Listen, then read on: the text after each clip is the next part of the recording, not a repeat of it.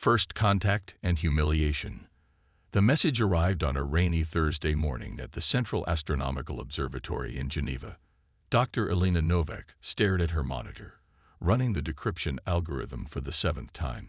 The signal remained unchanged, a clear, mathematically precise message from the stars. After centuries of searching the cosmos, humanity had finally received an answer. "Get me the Secretary General," Elena told her assistant, her voice barely above a whisper. "Tell him it's confirmed. We are not alone."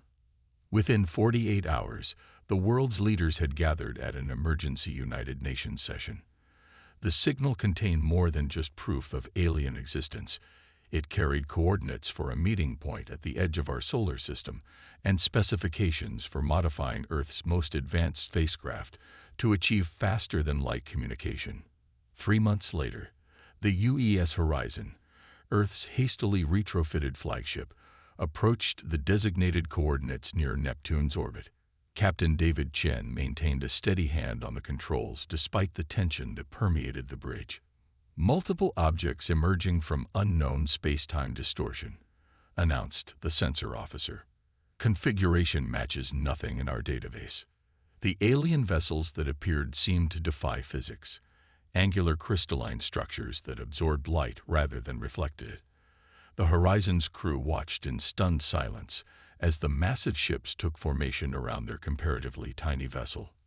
"Incoming transmission," the communications officer reported. "Audio and visual." The main screen flickered to life, revealing a towering figure with iridescent scaled skin and multiple sets of eyes arranged vertically along an elongated face. "Greetings, planetary species. I am Grand Overseer Vox Arak of the Arcturus Empire. Your achievement of basic radio astronomy has been noted. We have come to welcome you to the galactic community." Captain Chen straightened his uniform. "Overseer Arak, on behalf of Earth, we are honored to—" "Save your formalities," interrupted Arak, mandibles clicking with what seemed like impatience. "Your species' development has been monitored since you first split the atom. While quaint, your technological progress hardly warrants ceremony. We shall determine your classification and appropriate restrictions." Elena, who served as the mission's chief scientist, felt her face flush with indignation. She had dedicated her life to advancing human knowledge, and now their greatest achievements were being dismissed as childish trinkets. The inspection team that boarded the Horizon made little effort to hide their disdain. They moved through the ship with an air of bored obligation, treating human technology as primitive curiosities. "Fascinating," commented one Arcturian inspector, his multiple eyes blinking in sequence as he examined the ship's fusion drive. "They still use particle acceleration for propulsion. How inefficient." Another ran a scanning device over Elena's quantum computer. "Binary computational systems. We abandoned those before we achieved spaceflight. Charming in its simplicity, I suppose." The inspection lasted 5 hours, during which the Arcturians documented every aspect of human technology, with barely concealed amusement. As they prepared to depart, Grand Overseer Arak delivered their assessment. "Your species will be granted Category 3 status within the Empire. You will be restricted to your solar system and permitted limited trade with approved worlds. All technological development beyond your current capabilities must be supervised by Imperial advisors. This is for your protection, of course. The galaxy can be dangerous for primitive species." After the Arcturian fleet departed, Captain Chen turned to Elena. "Doctor, please tell me there's something they missed. Something that might give us an edge." Elena's expression was carefully neutral. "Captain, there's a project at Lunar Base Galileo that wasn't included in our briefing materials. Something we've been working on that doesn't follow conventional physics as the Arcturians understand it." As the Horizon began its journey home, Elena's mind raced with possibilities. The Arcturus Empire had dismissed humanity as primitive, but they had no idea what humans were capable of when cornered and underestimated. 6 months later, humanity's relationship with the Arcturus Empire had deteriorated from patronizing to oppressive. Imperial advisors established permanent monitoring stations in Earth orbit. Trade restrictions limited Earth to importing only the most basic technologies, while exporting vast quantities of raw materials at prices dictated by the Empire. Colony plans for Mars were indefinitely postponed when the Arcturians declared it a protected zone for archaeological significance. Deep beneath the lunar surface, in a facility that officially didn't exist, Alina Novak stood before a panel of Earth's most influential leaders. Behind her, a circular chamber hummed with energy, its walls lined with equipment that defied conventional understanding. "Ladies and gentlemen," she began, "what you're about to see is the culmination of Project Prometheus. While the Arcturians believe we're struggling with rudimentary space travel, we've been developing something revolutionary." The chamber activated, its interior shimmering with an otherworldly glow. A test probe disappeared from its platform and instantly reappeared across the room. No movement, no transition, simply there one moment and here the next. "Quantum tunneling," Alina explained. "True teleportation through subspace. No conventional movement, no detectable energy signature, just instant transition from one point to another, regardless of distance." Admiral Jackson, head of Earth's Unified Defense Force, leaned forward. "Dr. Novak, are you suggesting we can teleport entire ships?" "Better," Alina replied. "We can teleport fleets. The quantum field can encompass multiple vessels simultaneously. While the Arcturians waste resources monitoring our space lanes, we'll be able to move anywhere in the galaxy instantly." The implications weren't lost on anyone present. For months, humanity had endured the Empire's guidance, restricted development, limited exploration, and constant surveillance. Each inspection brought new humiliations as the Arcturians made no effort to hide their contempt for human achievement. "How long until we can implement this on a military scale?" asked President Reyes. 2 months for the first wave of ships," Alina answered. "We've already modified the UVS Defiant as our prototype. Captain Chen has been secretly training a crew in quantum operations." The mention of Chen brought nods of approval. The captain had become something of a folk hero after standing up to a particularly condescending Arcturian inspector who had attempted to confiscate dangerous human technology, which had actually been a relatively simple neural network algorithm. The following weeks saw Project Prometheus accelerate beyond even Alina's optimistic predictions. Human ingenuity, driven by the desire to prove their worth, accomplished in days what might normally have taken months. The quantum tunneling technology was refined, miniaturized, and hardened against potential countermeasures. Hidden in a camouflaged hangar beneath the Tycho crater, the UES Defiant became humanity's proof of concept. Captain Chen and his hand-picked crew ran countless simulations, perfecting maneuvers that would have made traditional tacticians dizzy. Alina worked alongside them, fine-tuning the quantum field generators and discovering new applications for the technology. They learned that smaller fields could be projected around individual crew members, allowing for instant boarding actions.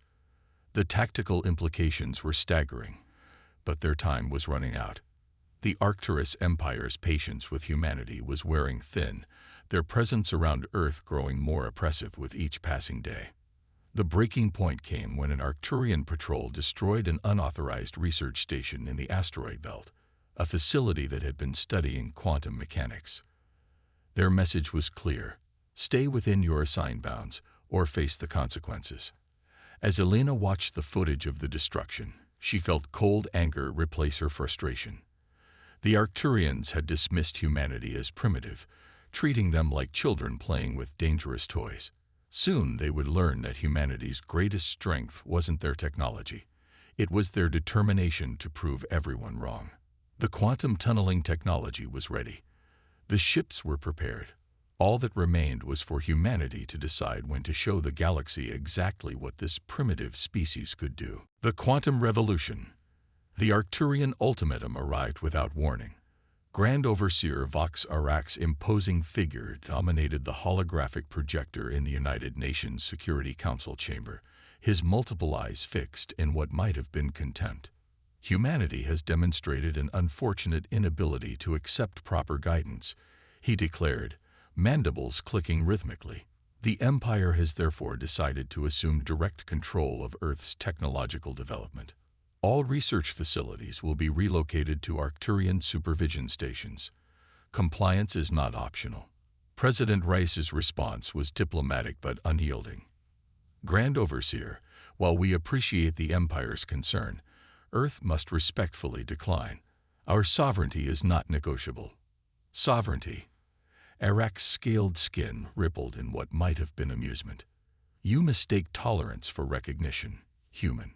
Your species has yet to earn the right to sovereignty. You have 48 hours to comply, or we will be forced to demonstrate why the Empire's authority is absolute. As the transmission ended, the chamber erupted in heated debate. Admiral Jackson immediately pulled up tactical displays showing Arcturian fleet movements. "They're not bluffing," he announced grimly. "Multiple battle groups are converging on our system. 2 carrier formations are already positioning themselves near Earth's orbital lanes." Elena Novak, who had been quietly analyzing data on her quantum pad, spoke up.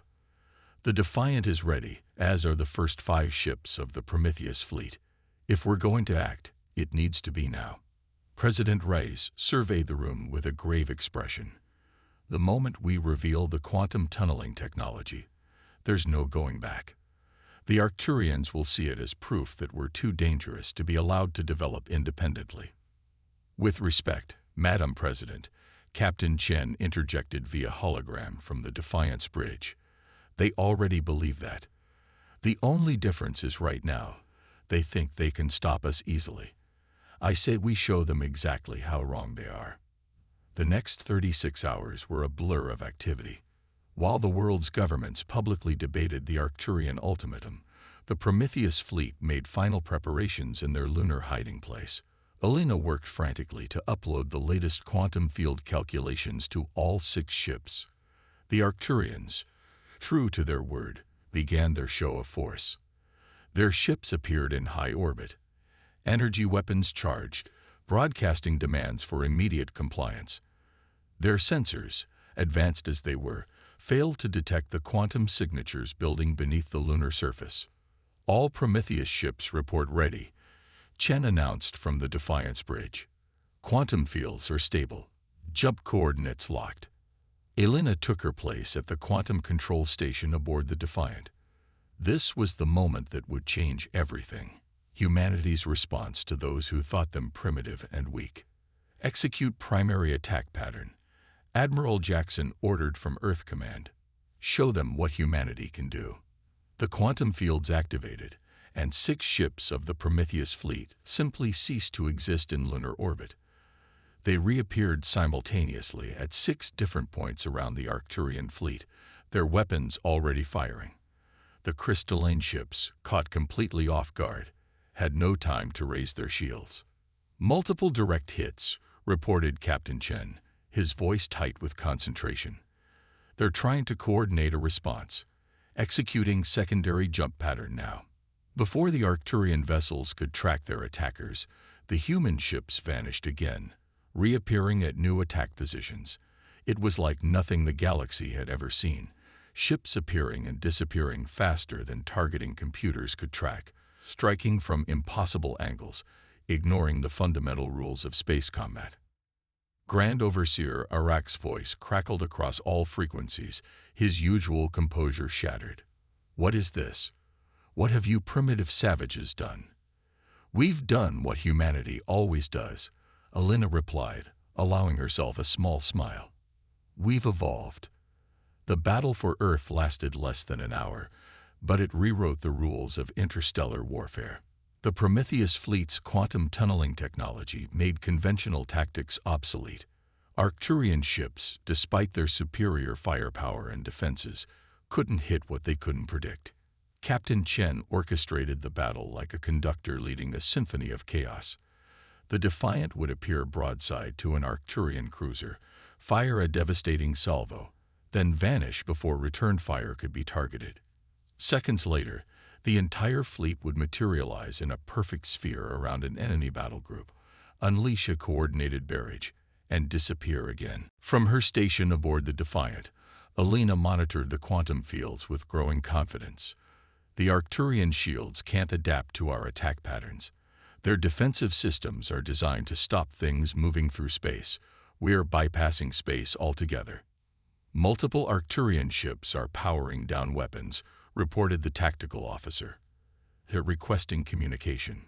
Grand Overseer Vox Arak's image appeared once more, but the usual contempt in his features had been replaced by something new, respect tinged with fear. How did you achieve this level of technology without us detecting it? You saw what you expected to see, Chen answered. Primitive humans playing with basic technology, needing your guidance and control. You never wondered what we might achieve if you pushed us too far. You realize this changes everything, Arak said, his multiple eyes blinking in rapid succession. The Empire has never encountered a species with this capability. Here are our terms, President Reyes announced, joining the transmission from Earth. The Arcturus Empire will withdraw all forces from Earth's solar system. All restrictions on human development and expansion will be lifted. Earth will be recognized as a sovereign power with the right to establish colonies and trade freely with any willing species. The Imperial Council will never agree. Arak began. They will, Chen interrupted, because we're prepared to demonstrate our technology anywhere in the galaxy at a moment's notice. The next demonstration could be at your homeworld, Overseer. The Arcturian's scaled skin paled visibly. I will convey your terms to the Council. Within days, the galaxy's balance of power had shifted irrevocably. The Arcturus Empire, faced with a technology they couldn't counter, reluctantly recognized Earth as an independent power. The quantum tunneling technology gave humanity an advantage that couldn't be overcome by conventional means. The ability to strike anywhere, anytime, without warning. 6 months after the Battle of Earth, Alina Novak stood on the observation deck of humanity's first extrasolar colony on Proxima Centauri B. Captain and Lunker, gazing out at the settlement taking shape below. They're calling it New Horizon, he said. Fitting, don't you think? Alina nodded. The Arcturians have been surprisingly cooperative since our demonstration. Their scientists are particularly interested in cultural exchange. Amazing how quickly primitive savages become valued colleagues when the tables turn, Chen observed with a wry smile. That's the thing about humanity, Alina replied, watching a transport ship quantum tunnel into orbit, appearing from nothing in a brief flash of blue light. We're at our best when someone tells us something is impossible. In the years that followed, humanity expanded throughout the galaxy, establishing colonies, forming alliances, and reshaping interstellar politics. The Prometheus fleet became the foundation of a new approach to space exploration and defense, one based not on overwhelming firepower, but on innovation and adaptability. The Arcturus Empire gradually transformed from an oppressor to a cautious ally, their initial contempt replaced by grudging respect. Other species, long dominated by the Empire, looked to Earth as a model for their own independence movements.